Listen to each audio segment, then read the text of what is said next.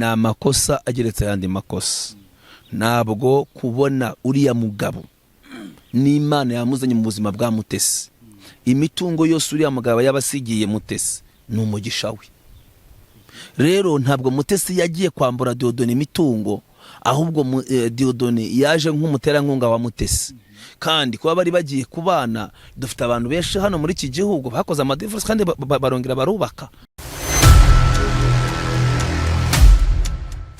Tuguhaye ikaze wowe ukomeje kubana natwe kuri PCOE TV. Di Clement Bajyamahe nk'ibisanzwe, twagiye tugaruka kuri byinshi, ariko nanone twongeye kugira umugisha wo kuba turi kumwe n'umukozi w'Imana. Ubu ngubu hari ibintu biri kuza rwose byabaye saga zidasanzwe, ibibazo byabaye ibibazo kugira ngo be ibisubizo n'ubundi, ariko n'ubundi ntibyaye ibisubizo kuko hari uwo tugiye kuvugaho nanone wabuze sheri we, wabuze fiancé we. Ibyo ntibiruzemo ibisubizo, ariko nanone mu bibazo nk'ibyo hakazamo ikitwa saga, gutwika, kugira gute bikaba intambara. Ntaho tiyogarukaho ni Pastor Mutesi. Pastor Mutesi yagize itya akundana n'umugabo witwa Dieudonné. Kuri ubu Dieudonné akaba aritabye Imana. Pastor Mutesi yagiye avugwaho cyane, nawe ubwo akitangira ubuhamya uburyo yagiye agira urushako, uburyo yagiye ashaka bwa mbere n'ubwo yashatse bwa kabiri, kugira ngo bwa ku nshuro ya gatatu umukozi w'Imana tuye kuganira nawe, umushumba araza kubitubwira. Reka tumwakire, ariko noneho tugaruka kuri ibi bintu bivuga kuri Pastor Mutesi. Ese no kumukomeza cyangwa no kumuca intege? Ese no kumurwanya cyangwa no kumutera imbaraga?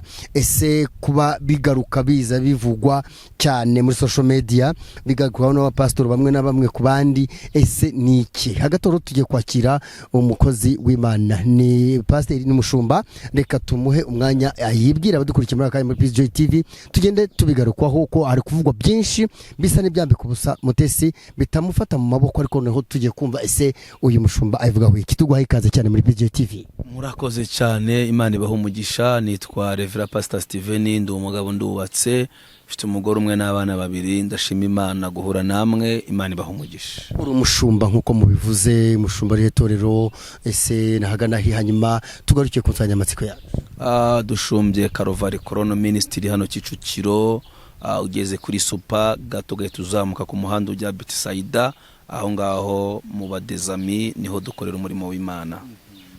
Murakoze cyane, mwamwumvise ni umushumba, ni Reverend Pastor Steven tugira impuhwe. Ubwo nawe ugomba kugira impuhwe, nura cameraman akazigira, uretse sinzi neza nawe ajya nk'iryo ngiryo. Turakwishimiye, turakwakiriye muri PCOE TV. Murakoze cyane, nayo ndabishimiye kubana namwe. Sa neza, wambaye neza. Imana ibaherwe icyubahiro. Ibibazo birakomeye, hari intambara ziri kuza muri social media zituruka kuri Pastor Mutesi. Hari bazwa se Pastor Mutesi nyuma yo kubura umugabo we arimo guterwa amabuye. Pastor Mutesi waba umuzi, niba umuzi w'iki, umwemera w'iki? Intambara zitwa iz'abagabo ari kurwana nazo n'izigenda zimuvugaho muri social media, urazivuga w'iki? Ndamuzi kandi ndemeza ko buri wese agira urugamba rwe, buri wese agira urugamba rwe. Ndamuzi, namukurikiranya kenshi, nkunda ibiganiro bye, nkunda ijambo ry'Imana riri mu buzima bwe, nkunda ko agira inyigisho ihumuriza.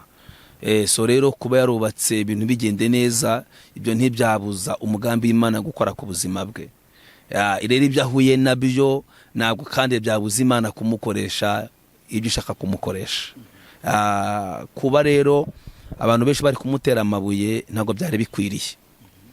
Bibiliya avuga ngo mwene so nahura n'ikibazo akugwa mu rwobo ntuzamute, ahubwo uzarumukuremo.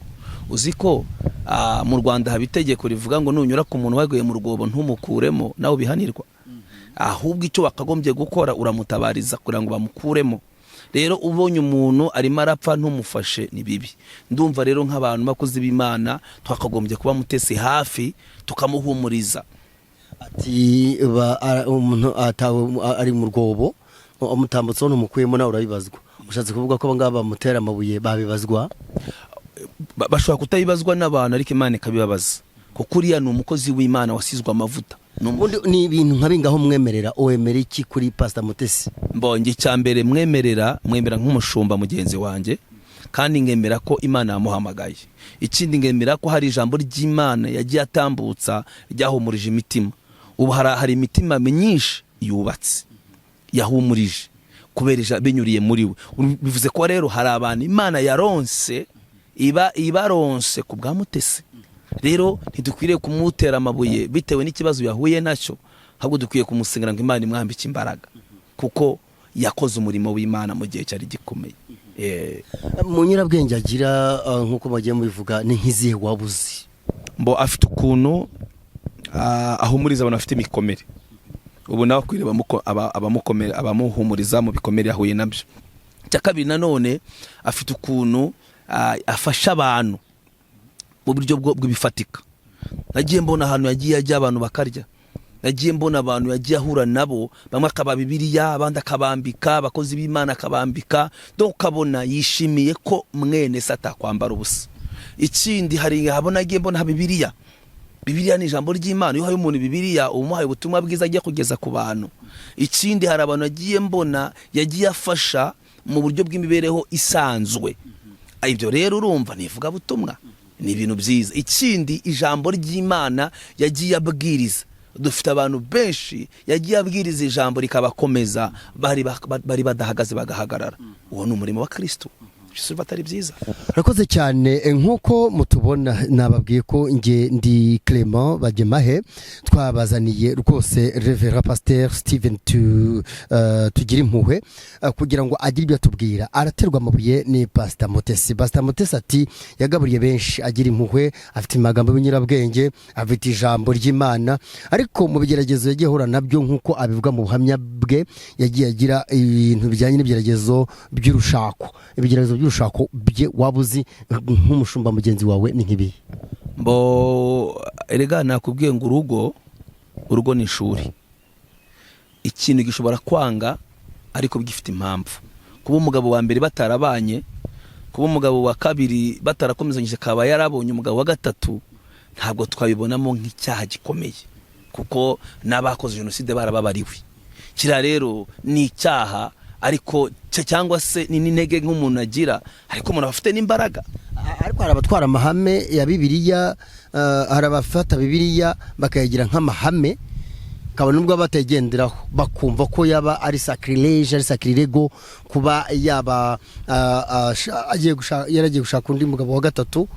Yemwe hariho n'abamaze kujya bamutera amabuye muri za social media, muri za commentaire turabigarukaho, bamwita ati rwose ntibyari bikwiye uriya nawe ibintu nk'ibyo arekeraho mu bagabo bameze baricyo bamutera amabuye, bafata amahame, bafata Bibiliya nk'amahame.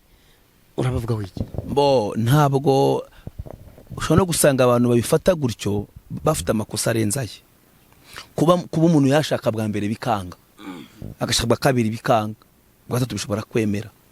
Ikindi nanone Bibiliya tuyigendeyeho, ugendeye no mu isezerano rya kera, ushobora no gusanga harimo abashatse abagore 1000. So rero ntabwo kira twakibona nk'ikosa rinini cyane kuba ubwa mbere byaranze. Kuba rero uyu munsi rero nkuko barimo kuvuga ngo n'umuteramwaku, nkuko bari kuvuga ngo bimeze gutya na gutya, erega nzi neza ko inzira Imana ishakamo Mutesi izayimugezamo, kandi Imana yamuhamagaye izamugeza ku mugambi yamuhamagariyemo Bajyemahe. Ndabizi neza ko igihe nk'iki ngiki arimo akeneye ahubwo abantu bamuhumuriza kugira ngo bamusubizemo imbaraga, bamubwire ngo komera, kubera ko ibyago n'amakuba ni byinshi ku bakiranutse, ngo ariko Uwiteka adufasha muri byose. Imana imufashe rero muri ibi byago arimo, cyane ko bishobora kuba ari ryo shuri rya nyuma Imana yemeraga kwacamo.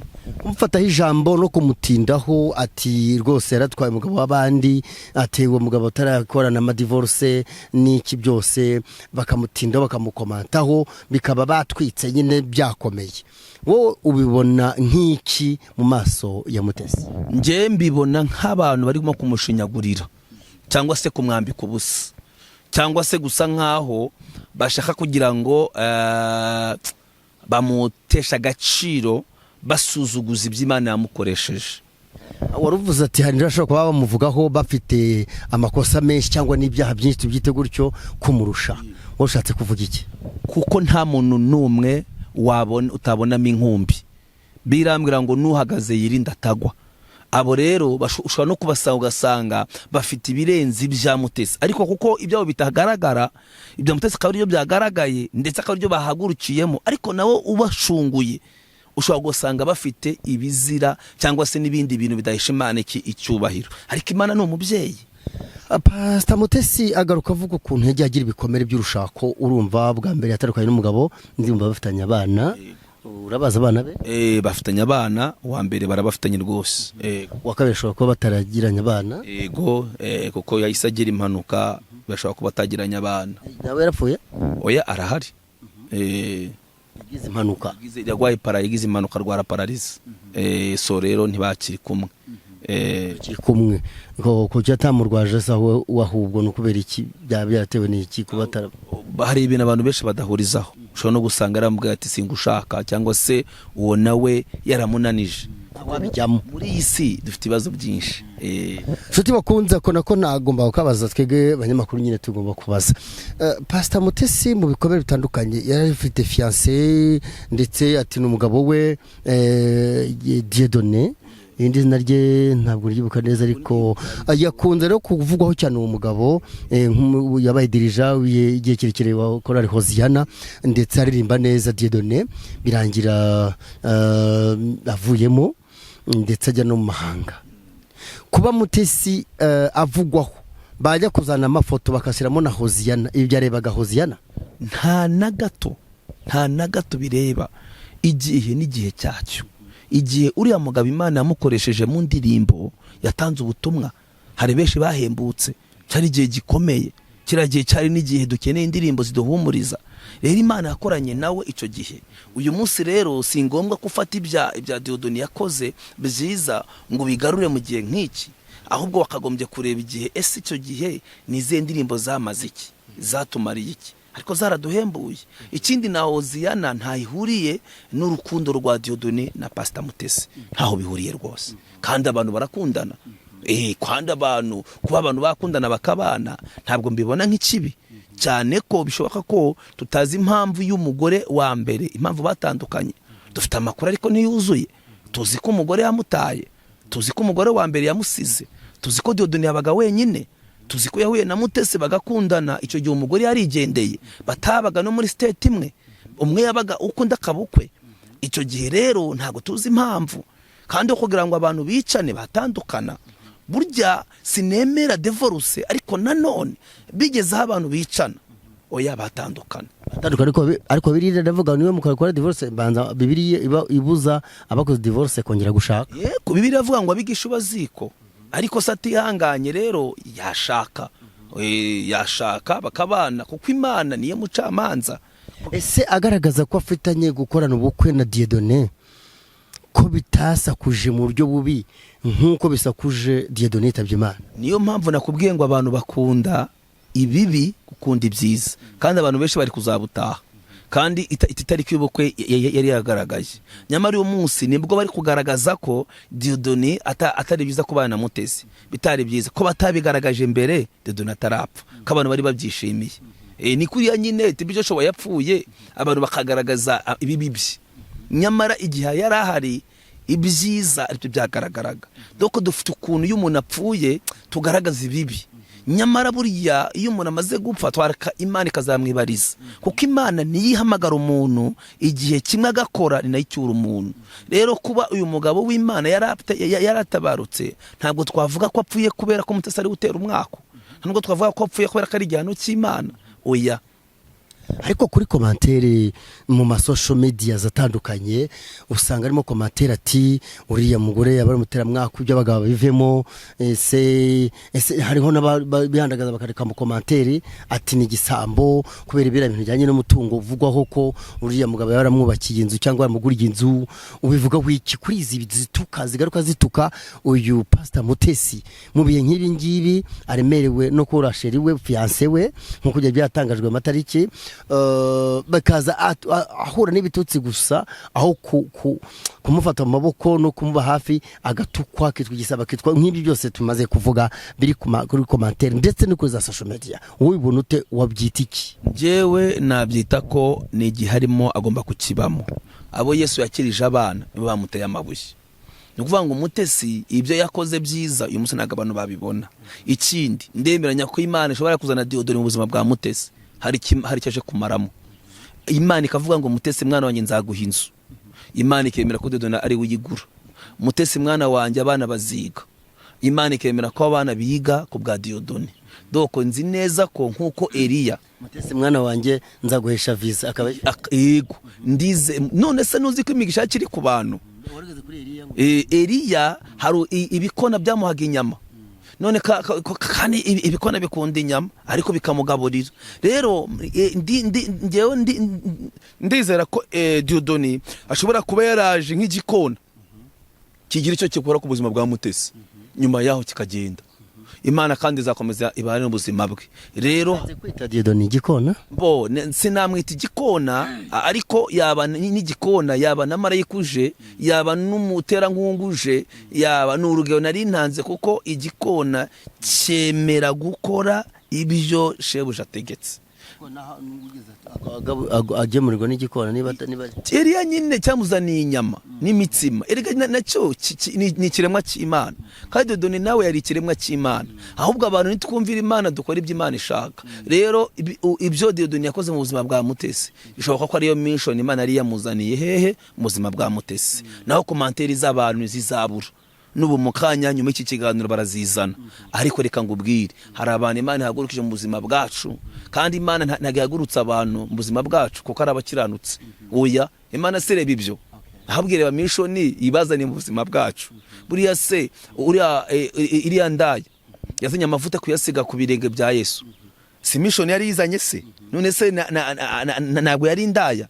Ariko se nuzi ko Yesu yavuze ngo kuva nagera hano ntiwanyogeje ibirenge, nta nicyo ngo ari kuyoza atuza amavuta ahumura ku birenge ndetse amanaguje umusatsi. None se nubona ko yaje muri mission? Yesu baramuneguye icyo gihe. Ntabwo uzi ko bavuze ngo uyu yaba umuhanuzi abamenye uyu muntu, arakaramubwira ngo wowe witekereza gutyo inziki umuntu azanye zicyakoze agaciyemo. Buriya watekaga hariya ngo ninde? Ni Marita. Ntabwo kuba yamashakira cyo kurya. Marita urabona umwe yagumye ku birenge bya Yesu, undi ajya guteka. Uramubwira ati se kuki utamubwiye ngo azamfashe? Atari kikiri ngombwa no kumva ijambo ryawe. Rakoza ntitwatira tuzakora indi topic nkiyongiye ubutaha. Nshuti bakunze mudukurikiye, hano ni ikibazo aho kugira ngo uyu mupasiteri Mutesi afatwe mu mugongo. Abantu benshi yahembuye nkuko babivuze barahari, ariko no aje asenywa nkaho yaragiye gukora amahano cyangwa se ibyabaye ari amahano nkuko bitaba no kubundi. Hanyuma kuba binjira mu mutungo wati rwose no kugira ngo bajyanira ngo fete ya professor mutungo bikavugaho ukuntu kuki binjira muri biriya kandi yenda batari bazi nuko bakundanye. Na makosa ageretse yandi makosa. Nabwo kubona uriya mugabo n'Imana yamuzanye mu buzima bwa Mutesi, imitungo yose uriya mugabo yabasigiye Mutesi n'umugisha we. Rero ntabwo Mutesi yagiye kwambura Dieudonné imitungo, ahubwo Dieudonné yaje nk'umuterankunga wa Mutesi. Kandi kuba bari bagiye kubana, dufite abantu benshi hano muri iki gihugu bakoze amadivorce kandi barongera barubaka. None se kuki nta wabatera amabuye? Tutange ingero se, dufite benshi. Abapasiteri se ntabwo dufite benshi batandukanye n'abandi bagore bakora bagashaka. None se rero ntabwo ari we wari ukoze ikintu kidakorwa mu buzima busanzwe. Nta muntu udakora icyaha, kandi twese twizera imbaraga z'imbabazi za Kristo Yesu. Yesu yaravuze ngo utarakoze icyaha ninde namutera amabuye. Ntabwo rero Mutesi kiriya kintu aricyo cyaha yarakoze cyamucisha umutwe. Wa makomatera ati ngo abantu banga abandi bantu badakunda abantu no mu buzima busanzwe, ngo kubera iki se bodi batabujije Rusagara Dieudonné, niko yitwaga Rusagara Dieudonné, ngo kuki batamubujije kumukunda bikagera igihe bari baratangaje ngo n'ubukwe kuki batamubujije bagiye kubifata nko kumunegura atakiri. Ntabwo nemera nanjye umuntu uvuga umuntu utakiriho. Rusagara Dieudonné yaje mu Rwanda. Rusagara Dieudonné yakundanye na Mutesi igihe kinini. Rusagara Dieudonné ku social media tari bihari, kuki batabivuzeho mbere? Ariyo ngo ukora ubukwe mu kwa kangahe? Ni vuba njye na invitation ye ndumva narigeze nyibona, ndetse hariho n'urubuga rwo kumushyigikira rw'ubukwe bwe. None uyu munsi Rusagara yitabye Imana nibwo bari kubona ko Mutesi aragiye gukora icyaha. Ese kuki batabwiye Mutesi ngo ugiye gukora amarorerwa, reka kubana Rusagara kuko afite umugore? Ese kuki uyu musari bwo babonye ko Mutesi aragiye gukora nabi, ahubwo abana abanzi ba Mutesi ni kandi abanzi bahozeho. Yesu se ntabwo yari afite abanzi, na Mutesi arabafite. Ubwo rero Mutesi niyihangane nta kizabuza abayuda gutabarwa. Ubwo rero Imana y'amahoro nikomeze Mutesi mu gihe nk'iki. Ubona ari iki cyiciro kigari kiri kumukorera harassment cyangwa itoteza kumugendaho cyane muri social media, ni cy'abarokore bakijijwe cyangwa ni cy'abantu batajya gusenga? Njyewe ndemezanya ko 45 ari abantu badasenga. Abantu basenga mu by'ukuri, umuntu uzi Mutesi akabazi ibibazo yahuye nabyo, akabazi ko ibi bintu bibaho, ntabwo yamutera amabuye. Uremeze 85% ko abadasenga aribo bari gukomeza kuzanize comments no kumuvuga kuri social media? Baramutse banasenga akaribo bari kubikora, ntabwo baba basenga. Okay, urakoze cyane. Ari nabo ba pastor bamwe n'abashumba bamwe bivugwa ko bamuvugaho, n'abapotre prophète bamwe gutyo amatitre muwa mufite, nge nta mfite, ngende umunyamakuru ariko uri revera nk'abari ase bafite zo titre pastoral evangelical du baba evangeliste bamuvugaho. Bavugaho iki? Ntabwo byakagombye kuba kuriye nk'ibi ngibi, kabone ubwo bamuvuga byiza cyangwa n'ibyo bibi, bundi yarakwiye kuvugwaho akiri muri iki kiriyo. Oya, ahubwo bakagombye kumwegera bakamuhumuriza. Biravuga ngo duhumurizanye. Ntabwo rero wowe Imana ihamagaye ugifite umugisha ukabona umuntu ari mu byago warangiza ukamusonga, ntabwo ari umugambi w'Imana. Munyamakuru nabavuga ko ariko Pastor Mutesi yagiye muri social media kubivuga, ngo wenda yatabivuga ntibyari kukuzamukaho ko babikomantaho. Kubivuga aricyo byari bitwaye? Ngewe kuri ngewe babivuga ni byiza, kuko urumva kugira ngo tumenye ubukwe bwa Mutesi nuko abivugiza muri social media, kandi social media niyo akoresha cyane. So urukundo rwabo twarumenye muri social media. So rero n'ubukwe bwe niho twabumenyeye. Rero no gupfa k'umugabo bari bagiye kubana utari witwa umugabo bari ukiri fiancé we, niho tubimenyeye. Yari kureka kubwira Sabe ngo ngwino tukore ikiganiro umugabo wanjye yitavye Imana. Ni ngombwa ko yongera akabivuga kugira ngo twongere tubimenye, kuko bwa mbere twabibonye kuri Isimbi TV. Niho twamenye ko Mutesi afite ikiriyo, yewe tubona n'ifoto yateguye ari mu kiriyo nkuko ahantu hose bigenda. Kandi nanone ntabwo Mutesi yari kubura kudaha Rusagara agaciro nk'akamugomba. Iri gaburiya ni byiza kumenya icyo umuntu amaze mu buzima bwawe. Muterura amagambo yabo bakamushyira hanze, bakamugira ngo bamuteringa mu bitugu, bamube hafi, batari kumusanga ahubwo bakamusonga. Urababwira iki? Bamutuka, bamuvugaho ibintu bibi, bavuga kuri Pastor Mutesi, urababwira iki? Nababwira ko barekeraho, bamusengeri. Niyo yaba yarakoze ikosa bamusengeri. Ikindi Pastor Mutesi nakomere, ntiyite kuri comment, ahubwo yite ku cy'umukari kuvuga ku mutima we. Ikindi abakristo dusengana n'abandi bantu bizera Imana, mureka aho turi tumuhumurize, tumusange, tubane nawe mu kiriyo. Twere kureba amakosa kuruta icyiza yakoze. Nuko abantu bareba ikibi kimwe ariko bakibagirwa ibyiza 9, ariko siko byari bikwiye. Tugiye kubimfura, tuye tureba icyiza umuntu yakoze nicyo yamaze. Tugera ku musozo, Pastor Mutesi aramubwira ngo yitwarate imbere y'uyu muryango wa Rusagara ndetse n'uramudamu wari hafi gutandukana na Rusagara. Pastor Mutesi yitwarate, agomba kumenya agaciro ka Rusagara ku buzima bwe. Ikindi umugore wa mbere nawe amenya agaciro ku mugabo we. Bombi rero ngiye ku bwanjye bakagombye guhuza bagashira hamwe, bakarangiza ikiriya amahoro, kubera ko bombi barabi. Urumva umwe bari bagiye gutandukana akabana n'undi, kandi ibyo ntabwo twamenye impamvu bari bagiye gutandukana. So rero ngewe ndumva Mutesi gahunda afite y'ikiriyo yagikomeza, kandi byaba ngombwa agakurikirana umuhango wo gushingurwa kwa Rusagara, akamuha agaciro kuko ari Imana yamuzaniye. Hari ikintu Imana yazaniye Dieudonné Rusagara mu buzima bwa Mutesi, ntabwo Imana ikora ikosa.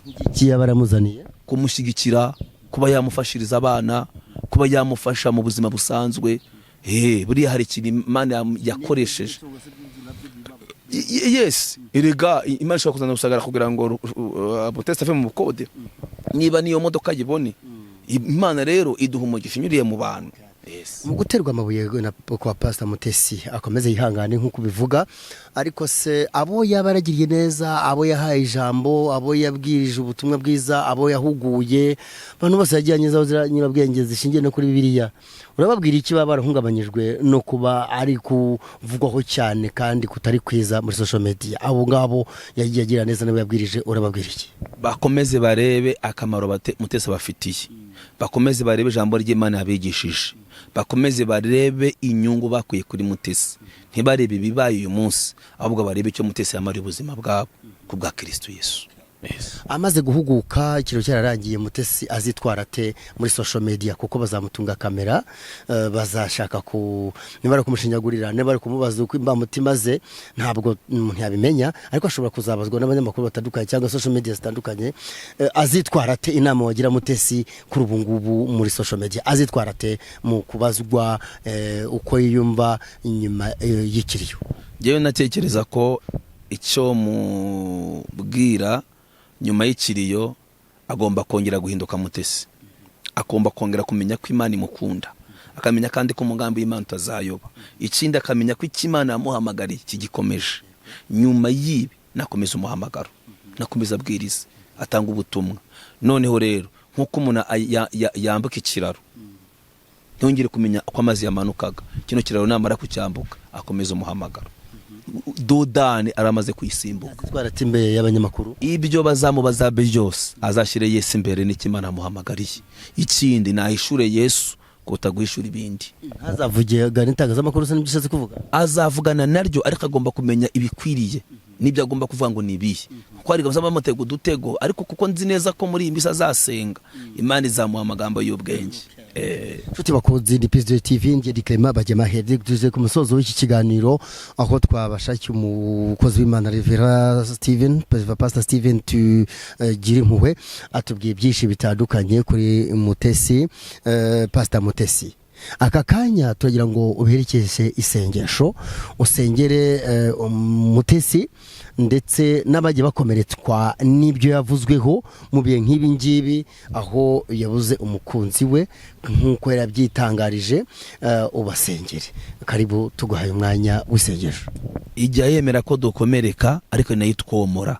Ndasenze ngo imbaraga z'Imana zomore abakomeretse, ndetse Mutesi Imana ikomore, ndetse Imana yakire umugaragu wayo, niyo yonyine izi impamvu.